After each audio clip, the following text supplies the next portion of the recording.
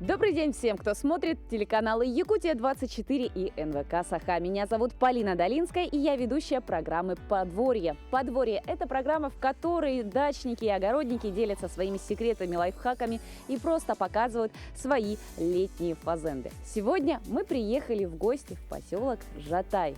И все начинается с этого красивого и интересного забора. Вы можете сразу видеть 3 буквы. Как нам объяснили, это инициалы хозяев. Михаил, Людмила, Волковы. И сегодня мы у них в гостях на даче.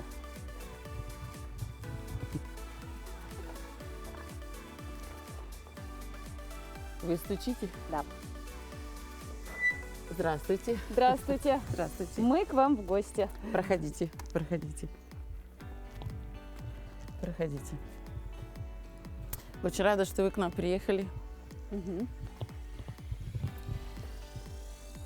Всем здравствуйте.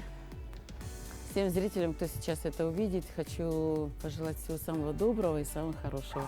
Хочу вас пригласить в нашу дачу, посмотрите. Здравствуйте, Людмила. Давайте посмотрим, как у вас тут красиво. Это видно даже невооруженным глазом. Вот. Надо передать всю эту самую красоту. Сколько у вас на самом деле цветов вот здесь на участке? Да, у нас очень много цветов. Цветы все с любовью посажены моими ручками.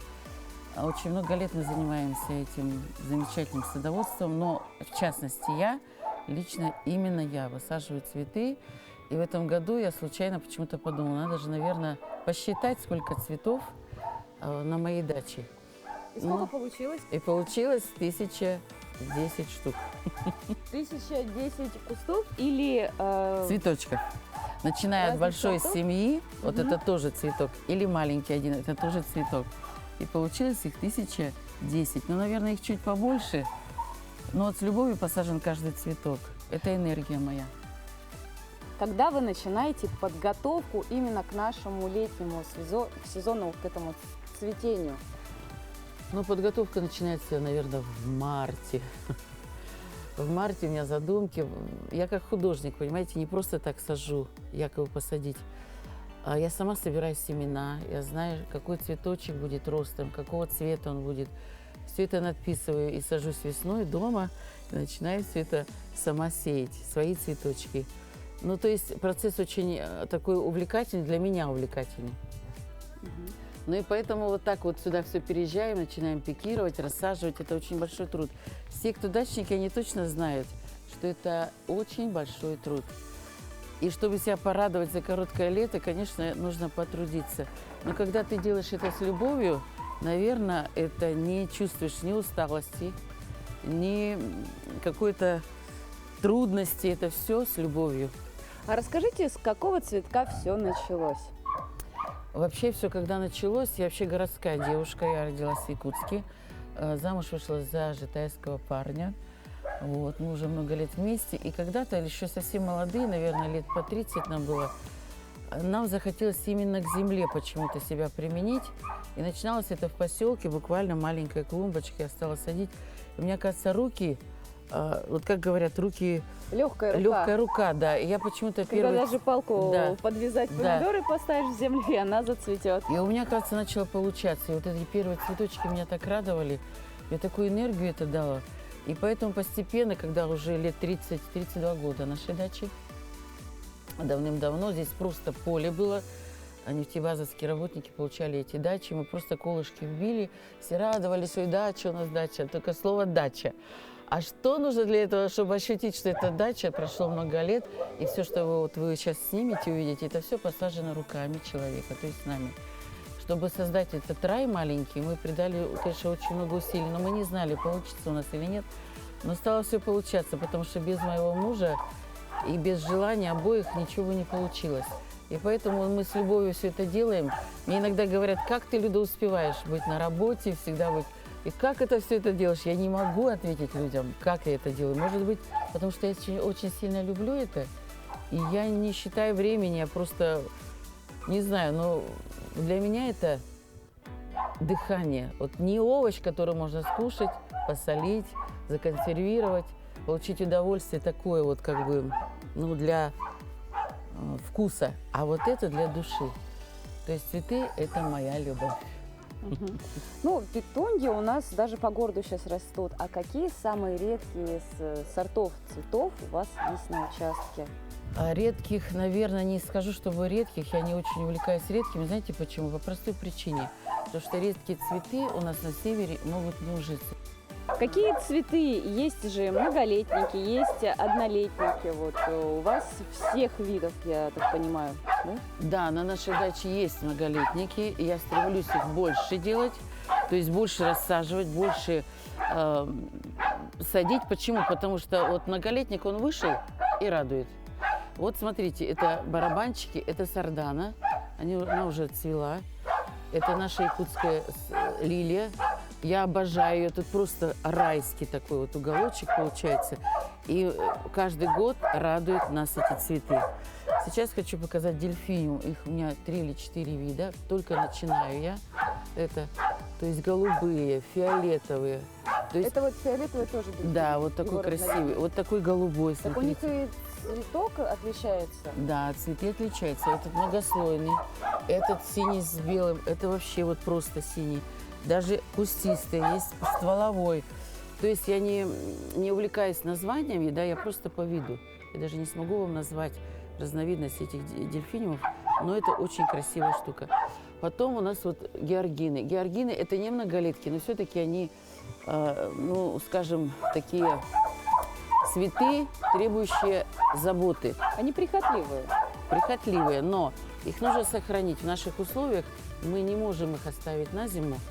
Мы их срезаем, берем эту семью, как называем, и опускаем в подвал. В подвале мы их всю зиму храним. И вновь садим. Вот это Санта-Клаус. На зиму какая температура им комфортная, чтобы пережить? Перезимовать? Перезимовать плюс 4, плюс 5 в подвале. Можно в земляном коме, можно их промывать и сушить. Но вот у нас очень хороший сорт, который не требует особых хлопот. Это Санта-Клаус. Вот Говорят, еще песком как-то пересыпают. нет, Или лучше не песочек не. Ну, есть какие-то сорта, где, да, нужен будет такой вот уход. А вот начинающему садоводу, цветоводу, с чего лучше начать? На чем себя попробовать свои силы, чтобы и мотивация не пропала, но и результат порадовал, чтобы дальше и дальше и дальше. Вот. Если касаясь цветов, Мгм. то нужно самый беспроигрышный. Это очень красивые цветы, как вы сказали, петуния. Она очень рано цветет, она не боится заморозков, она не вянет, она очень живучая, их много сортов, вегетативные, ампельные, прямостойкие, то есть очень много. И она будет радовать все лето, от начала лета и до конца. И даже уже заморозки она все радует. Потом цветочек очень обожает флокс. Все его знают. Если Как кто он не знает, выглядит? пойдемте посмотрим. Пойдемте флокс. посмотрим.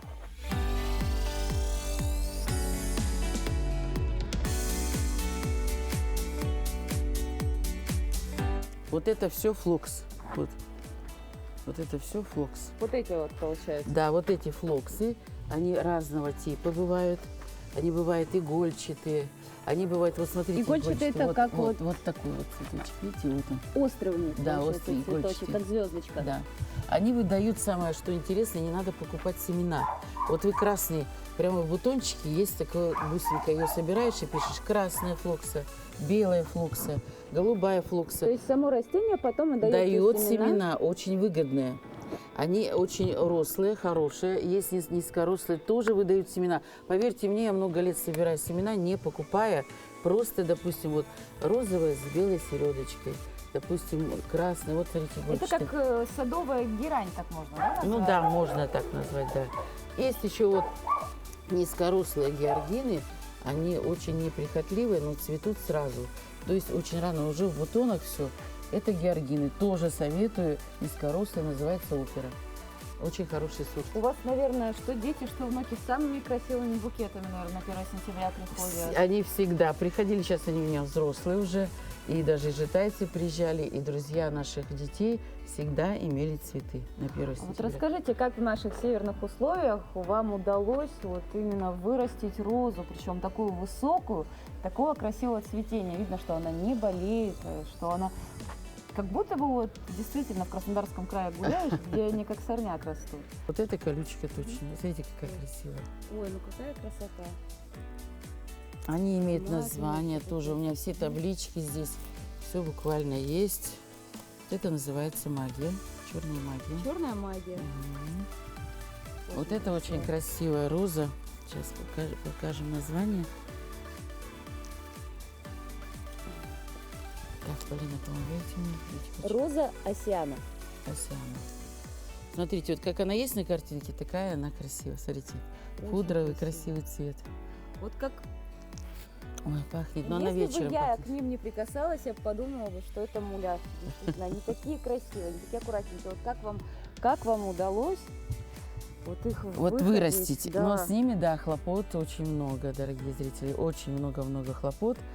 Это нужна обработка корней в специальном фитоспорине. То есть там идет цирконь. В общем, много то, что дает, Минерализированная обеззараживает. какая-то И плюс еще дает корням схватиться. трава? Мгм. То есть это определенное время, по инструкции все это делается. А где вы брали корешки, семена? Вот откуда это все? В семенах все это продается? Нет, это прямо с колбой, очень хорошие новосибирские розы, с хорошей капсулой. Это покупали в светофоре и очень недорого. Вот, обработала, и потом только высаживаются в небольшие емкости. Они дают корни, а потом уже как типа в ведро вот такой емкости высаживаются. Эта роза не зимует у нас в Якутии. Ее нужно обрезать осенью над земляной, значит, поверхностью где-то сантиметров 10-15 и в подвал, и все. Мгм. Я знаю, вы еще ведете свои социальные сети, в которых рассказываете, делитесь теми самыми секретами, Делюсь, лайфхаками. делюсь. Подскажите, много ли у нас желающих, которые действительно также хотят розы разводить? А вообще, вы знаете, не только розы. Роза же это такой цветок, который вот я, допустим, не занялась бы ими, когда вот все это, вот я хочу, уже что-то интерес появляется. А начинающим я хочу, чтобы, ну, может быть, одну розочку попробовать. Поэтому всегда я делюсь. Если что-то вопросы, не просто у меня есть определенный круг моих людей, то есть это мои друзья, это мои знакомые, общественная моя жизнь, хорошая моя любимая работа, да. То есть они дают мне возможность, люди заходят, это WhatsApp, это Instagram, у меня есть страничка и в Одноклассниках, и спрашивают: Людмила Евгеньевна, ну покажите нам, вы там что-то показываете, как севок садить, как его замачивать, на каком расстоянии. Я это делаю с таким удовольствием, мне абсолютно не в YouTube, никуда. Мне это будет занимать время, но делюсь с небольшим кругом людей своим опытом. И кому нужно, обязательно посоветую, обязательно подскажу. Поэтому пусть начинают и радуют себя цветочками. Вообще, кстати, молодежь сейчас стала вот увлекаться. Да, Да, по да. своему опыту знаю, тут в Веране несколько Вот, штук вот купила. видите, это радость, это душа. Цветок – это душа, это радость. Поэтому я радую себя и своих близких, и своих знакомых. Но кроме цветов у вас еще вот такая фазенда очень хорошая. У вас и яблони растет, и елочки. И Причем вот- это тоже ведь все высажено вашими руками. Да, осиновый тополь – это тоже является, ну, скажем, нашей такой, ну, оберегом, скажем так, нашей семейной такой защитой. Это вы с маленького ростка вот такое большое дерево у вас Вот выросло? прутик с пальчик, мизинец, где-то сантиметров 40, мы увидели с мужем за верандой, за старой, и посадили. Мы даже не знали, что это, но нам показалось какое-то дерево странное, не береза. И вот сейчас мы понимаем, что это осиновый тополь, поняв, что он встает пух, вот этот пух весной. Мгм. Мы все в пуху, но ходим, ничего. Но это, конечно, очень такое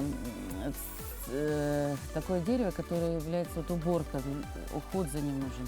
То есть он все время что-то выдает, серьги падают, пух летит, а потом раз, и он Вы его такой красивый. подрезаете, да? чтобы Да, крона обрезаем, выше чтобы самой крона рощи? выше. И он укрывает нас, создает тень вот в зоне отдыха. Мгм. А про елочки расскажите свои. Так, про елочки, да, все, кто приезжает, очень прямо вот сразу обращают на елки внимание. Когда-то, лет 17 назад, мы ездили... Потому что тут песок кругом, как тут не обратить-то внимание? Да, некоторые говорят, а где трава? Мгм. Везде, где цветут и сидит растение, там хорошая удобренная земля.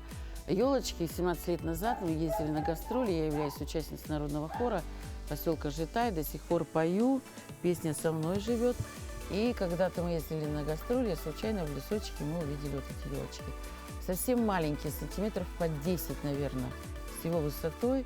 Я прямо рукой выкопала из мох был вокруг, такое мягкое, мягкое такое почва такая мягкая. Я спокойно могла рукой выдрать.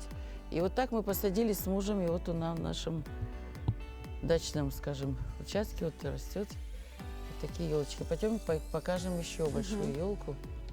И вот этой елке, вы хотите сказать, тоже 17 лет? Да, ей 17 лет, как нашему внуку, почти 18. Вот так вот мы посадили маленькую, смотрите, шишки уже растут у нее. И шишки, причем они такие уже раскрывшиеся. Да. Вот она красавица, ее вот когда-то я посадили, вот так она на этом месте сидит, шикарная елка. За елочкой как-нибудь ухаживали? Ей нужен уход, подкормка? Знаете как, подкормки особо нет, но сразу заложено много чего. Когда мы садили обычно, ну даже не зная ничего, тогда еще 17 лет, как бы не особо и таких информации. Ну, в общем, короче, туда зола, суперфосфат, этот перегной, все это мощно залаживается в огромную яму. А зола для чего? Это же щелочь. Зола, она, знаете, дает, во-первых, она обеззараживает, во-вторых, она точно обогащает саму землю и корни. А для цветов это вообще не, ну, скажем, такой неотъемлемая часть в каждой вазоне. Это я подготавливаю землю вообще под каждое. Дня 3 или 4. Процесс, я все это снимаю на камеру, все это демонстрирую. Все довольны и спрашивают, ну надо же, вот мы даже не знали, посадим цветок, он не растет. Но если вы в пустую землю посадите, где же будет цветок расти? Конечно, ничего не Это моими ручками вот так вот все это большая корыта, туда кладется чернозем, суперфосфат, перегной, зола, вермикулит, то есть очень много добавляется, чтобы вот вырастить что-то. А это уже многолетнее, заложил ты и все. И она дает рост, и потом уже поливаем постоянно, как цветы. Мы прям поливаем. Вот сейчас в наше время многие стали задумываться уже по поводу тех самых химикатов, которыми земля обрабатывается. Вот какие вы можете такие простейшие и доступные дать советы, вот как вот подкармливать? Очень хороший вопрос, Полина. Я с удовольствием поделюсь. Вы знаете, много лет мы берем траву. Траву набиваем, допустим, в 100-литровую бочку, полбочки травы. Вы даже можете от огурцов, там, не знаю, от помидор. Но это практика, я не знаю, правильно это или нет, мы так делаем. Ботва. Да, ботва. Все слаживаем, заливаем 100-литровую бочку до верха, закрыли плотной крышечкой, и где-то от 3 даже до недели мы не трогаем. Прямо такой хороший запах. Но это то, что нужно витаминки нашим растениям. Это и овощи, и цветы. Все проливается на пролитую землю. То есть нельзя на сухую землю. После полива вы прольете, идет литр на 10 литров воды. Все поливаете, у вас все будет расти. Как часто нужно вот эти процедуры? Ну, пишут, что раз в 10 дней. Мы делаем это раз в полмесяца. Ну, мы за лето вообще можем сделать это всего лишь 2-3 раза, и это достаточно. Если земля у вас удобрена... Это имеет как-то вот накопительный эффект в плане того, что вот на этой грядке вы уже много лет вы удобряете, и как-то она более-менее земля такая уже минерализированная?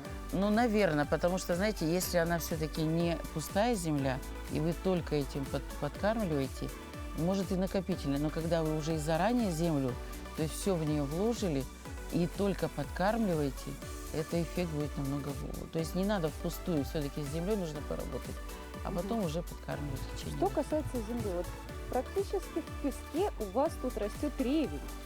Как такое возможно? Это какая-то магия? Да, вот такое возможно. На самом деле, да, мы песком, конечно, засыпаем, мы не любим траву, как, ну, вот так мы, скажем,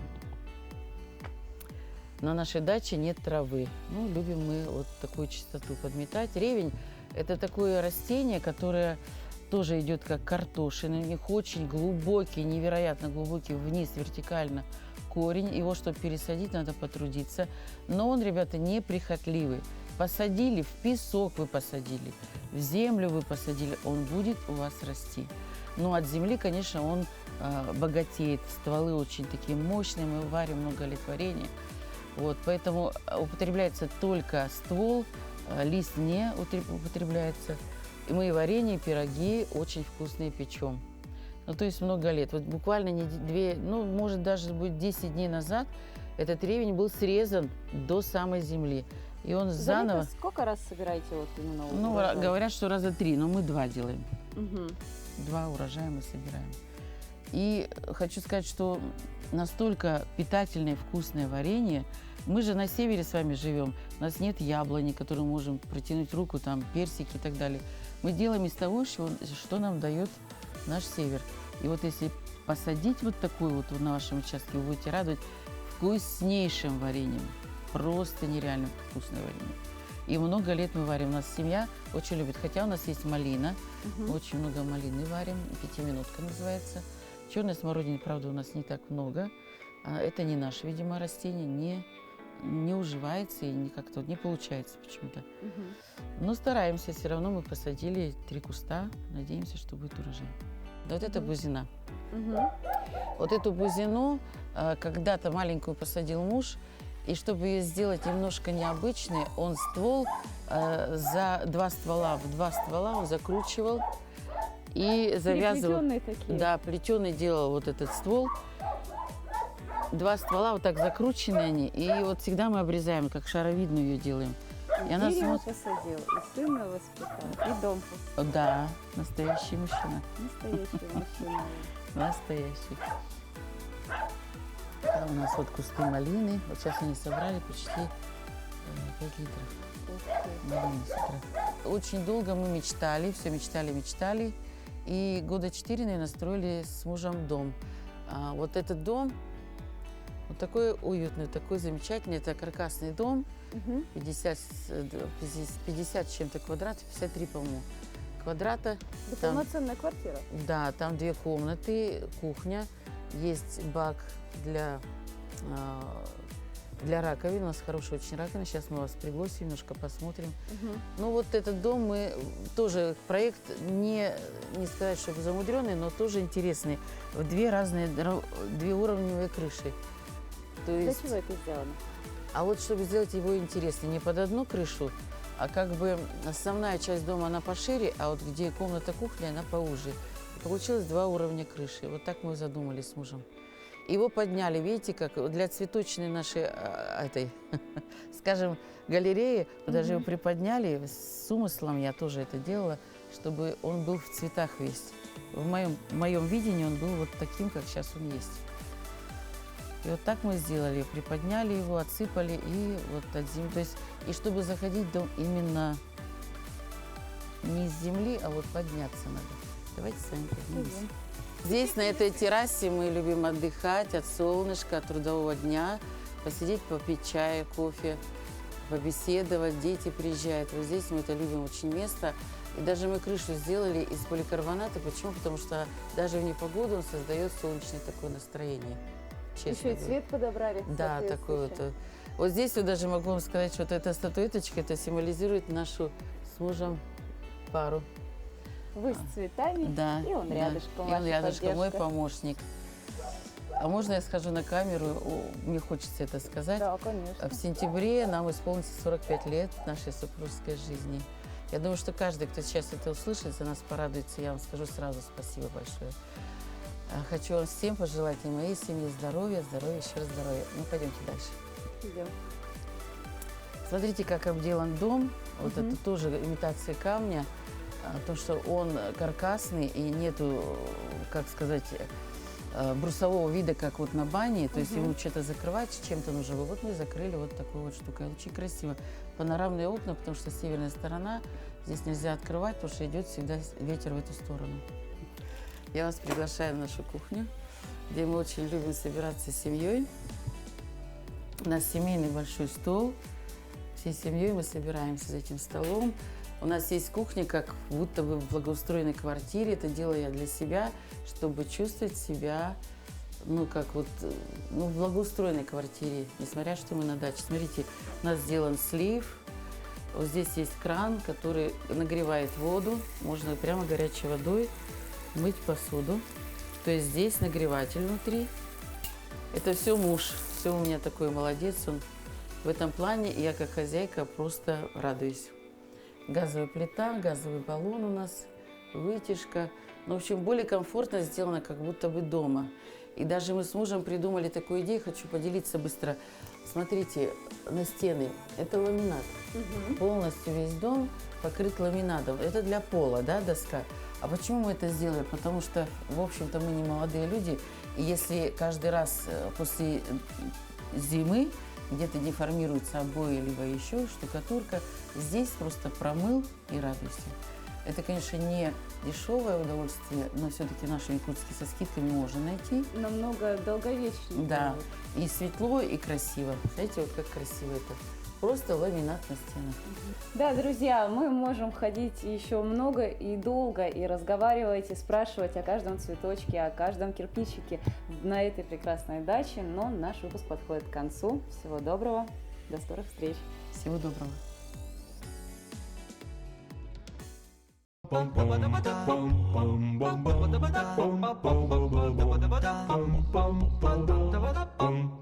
bum, bum.